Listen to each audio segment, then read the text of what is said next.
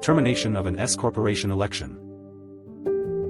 What is the process for filing a resolution for an S-corporation? An S-corporation's conversion to a C-corporation results in termination. The Revenue Procedure 2013-30 allows the IRS to waive termination if the terminating event is found to be inadvertent and rectified within a reasonable time after discovery. Terminating an S-corporation is done by any of the following. Number 1, effective revocation is the only method by which an S-corporation election can be terminated. Consent must be given by shareholders who collectively hold more than 50% of the outstanding shares of stock on the day of revocation, both voting and non-voting. In order for the revocation to be effective, as of the first day of the current tax year, the election must be made within the first 2.5 months, unless a prospective date is selected. Number 2, there are no eligibility requirements that are not fulfilled on any given day. All requirements met but no option to apply. Number 3, ending passive investment income. Number 4, transfers to shareholders that are not qualified.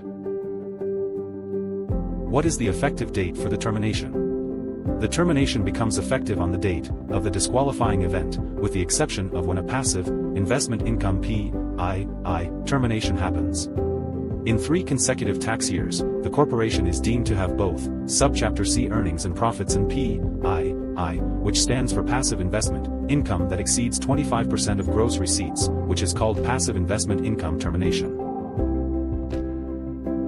S-corporations do not have earnings and profits, unless they were previously a C-corporation or acquired earnings and profits in a tax-free reorganization, such as a merger.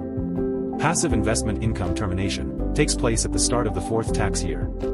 PII is the sum of gross receipts from dividends, interest, royalties, rents, and annuities, but they are decreased by interest on notes. Interest on notes owed for inventory sold in the normal course of business or activity is what this refers to. Rents with significant services, rents that are part of a lease and provide significant services to the lessee, enough to create active income, such as cleaning services or hiring a receptionist. What constitutes gross receipts? Gross receipts are the net income of the S-corporation for the year, excluding stock and securities, that is reduced by capital losses, other than capital gains, to the extent of capital gains. Tax-exempt interest is included in interest. Sales and exchanges of stock and securities are not considered PII.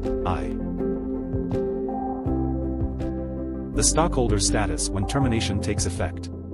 Ineligible shareholders are included in termination events when transfers are made. The death of a minority shareholder could result in the conversion to a C corporation, which could affect all shareholders. The IRS may waive inadvertent transfers to ineligible shareholders, but the risk of receiving the waiver is high. To avoid termination risks, it's best to work with shareholders to either verify all transfers are made to an eligible shareholder or have interest bought by other shareholders upon death. Contact us. Telephone number 5168-22310063162351000. Email address support@infotaxsquare.com. Website infotaxsquare.com. Office address 2310 Hempstead Turnpike, Suite 3, East Meadow, New York 11554. Thank you and God bless you.